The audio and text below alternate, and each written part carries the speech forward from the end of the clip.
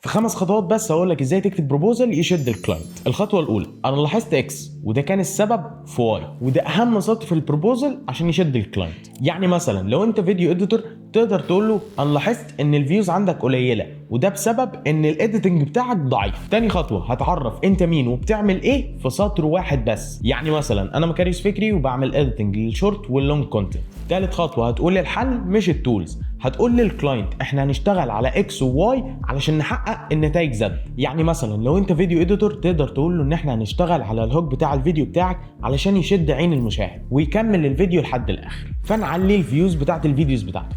رابع خطوه، ابعت له دليل عشان يشتغل معاك، سواء كان بورتفوليو او نتيجه عملاء او اراء عملاء سابقين في الخدمه بتاعتك. خامس واخر خطوه، كول تو اكشن. لازم تقول للكلاينت هو يعمل ايه بالظبط، هل نحدد ميعاد ميتنج ولا نشتغل على تيستنج، ولا تقول له يبعت لك رقمه علشان تواصل معاه على الواتساب. وعشان تكون فريلانسر شاطر اعمل لي فولو.